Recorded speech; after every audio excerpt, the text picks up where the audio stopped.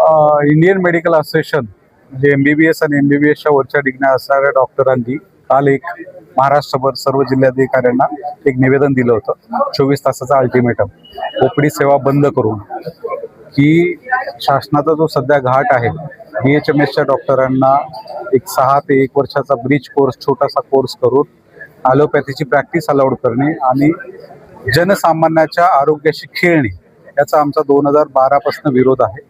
त्याची कोर्टात केस पेंडिंग आहे, तरी पण शासनाने BHMSच्या विद्यार्थ्यांना ॲलोपॅथीची प्रॅक्टिस अलाउड केली आणि तसे रजिस्ट्रेशन द्यायला सुरुवात केली। तर त्या विरोधामध्ये काल महाराष्ट्रभर, हे फक्त आपल्या महाराष्ट्र गव्हर्नमेंटचाच प्रॉब्लेम आहे, बाकी आपल्या देशामध्ये दुसरीकडे कुठेही नाही, तर काल 24 तास बंद सर्व महाराष्ट्रामध्ये ॲलोपॅथिक डॉक्टर्स ठेवला होता। आज जर यावर तोडगा निघाला नाही तर आज सकाळी 8 वाजल्यापासून आम्ही पूर्ण इमर्जन्सी सेवा बंद केलेल्या आहेत महाराष्ट्रभर। तर त्यात गव्हर्नमेंट मेडिकल कॉलेज असले, माड आलं, सेंट्रल माड आलं आणि IMAचे सर्व सदस्य आले।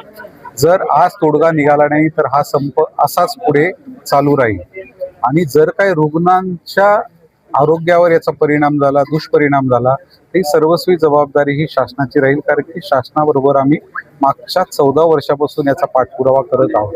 आणि आम्हाला एक साधं सरळ गणित जर सामान्य लोकांना सांगायचं झालं तर याचा अर्थ काय होतो, CCMP कोर्स म्हणजे की बाबा 2 महिने टॅक्सी ड्रायव्हरला कोर्स करून देऊन विमान चालवायला देणे, हा साधा सरळ प्रकार आहे। म्हणजे तुम्हाला एक 2 महिन्याचा कोर्स करायचा आणि ॲलोपॅथीचे औषधी प्रिस्क्राईब करायचा अधिकार द्यायचा, ज्याच्यामुळे सामान्य जनतेच्या आरोग्यावर याचा दुष्परिणाम होणार आहे, हा एक मुद्दा। आणि दुसरा मुद्दा असा आहे की आम्ही आमच्या अस्तित्वाची लढाई हा लढत आहोत। जर तुम्ही BHMS आणि MBBSला एकत्र करत असाल तर मग MBBSच्या विद्यार्थ्यांनी एवढी मेहनत करून MBBS एवढे मार्क घेऊन दर वर्षाला सुसाईड करून पोरांनी जर MBBS करून त्याचा फायदा काय होईल? मग तुम्ही विनाकारण MBBSचे विद्यार्थी एवढे वाढवू नका। आणि शासनाचं एक धोरण आहे की बाबा ग्रामीण भागामध्ये सेवा द्यायची आहे सामान्य जनतेला, तर MBBSचे विद्यार्थी आहेत ना तेवढे, सध्या प्रत्येक ठिकाणी मेडिकल कॉलेजेस तेवढे झालेले, तुम्हाला बाकीच्या लोकांना क्रॉस वरती अलाउड करायची काही गरज नाही। तर ही आमची भूमिका अशी आहे। जर हे मान्य नाही पाऊल असंच राहील, आम्ही इमर्जन्सी सेवा बंद केलेली आहे, याची सर्वस्वी जबाबदारी शासनाची राहील। जर कुठल्या रुग्णाची गैरसोय होत असेल तर आम्ही त्या रुग्णाला शासकीय वैद्यकीय महाविद्यालय परभणी किंवा सिव्हिल हॉस्पिटलला घेऊन जाऊन तिथं सेवा आम्ही देऊ, स्वतः देऊ। डॉक्टर साहेबांनी सांगितलं हा आहे ॲलोपॅथी वर्सेस होमिओपॅथी अशा प्रकारचा हा संघर्ष आहे। आणि हा आमचा जो आजचा संप आहे हा सरळ सरळ रुग्णहिताच्या दृष्टीनंच आहे, कारण लोकजागृती करणं हा त्याच्या मागचा उद्देश आहे आपल्या माध्यमातून। कारण 4 वर्षाचा अभ्यासक्रम तुम्ही शिक्षण घेतलं त्याच अभ्यासक्रमातून आपण उपचार करावे असं अपेक्षित असतं। तर शासनाने हे नवीन धोरण काढलं की एका प्रकारचा अभ्यासक्रम घ्यायचा आणि 6 महिने कुठलं तरी आमच्या ॲलोपॅथीचं शिक्षण देऊन त्याला आमच्या बरोबरीनं काम करू द्यायचं। याला आमचा तीव्र निषेध आहे आमचा, आणि त्याचा विरोध म्हणून आम्ही आजचा हे संप पुकारलाय। आणि आज जर शासनाने यावर काही तोडगा नाही काढला तर ही इमर्जन्सी सेवा अशाच कायम बंद राहतील आणि त्याचा परिणाम मग हळूहळू समाजात दिसायला लागेल। पण आपल्या माध्यमातून आपणही जागृती करावं की हा संघर्ष रुग्णाशी नसून शासनाच्या या धोरणाशी आहे। एवढं म्हणजे की जनतेमध्ये सगळ्यांना कळलं पाहिजे की हा CCMP कोर्स म्हणजे आहे काय नेमका।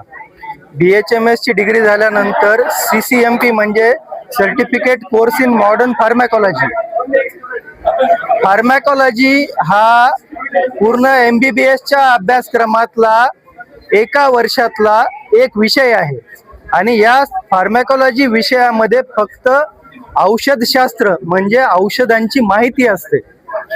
औषधांची फक्त नावं आणि त्याचे वापर हा फक्त माहिती असून चालत नाही, हा वापर कसा करायचा, त्याचे होणारे दुष्परिणाम काय आहेत, या सगळ्या गोष्टीचा जो पूर्ण अभ्यासक्रम आहे हा 4.5 वर्षात असतो। आणि त्यातला जो एक विषय आहे तो MBBSला सुद्धा 1 वर्षभर शिकावा लागतो।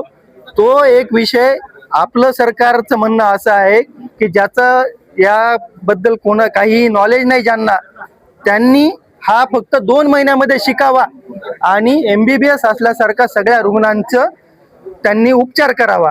आता ह्याच्यामध्ये सर्वात जास्त जो त्रास होणार आहे हा सामान्य जनतेला होणार आहे, यासाठी की ज्या औषधाबद्दल पूर्ण माहिती नाहीये, अपूर्ण माहितीच्या आधारावर जेव्हा हे रुग्णांचे उपचार होतील ते अतिशय त्याचे वाईट दुष्परिणाम हे भविष्य काळामध्ये होणार आहेत। आणि आमचा विरोध हा फक्त सामान्य जनतेची होणारी हेळसांड या गोष्टीसाठी हा लढा आहे, हा आमच्या अस्तित्वाचा लढा आहे.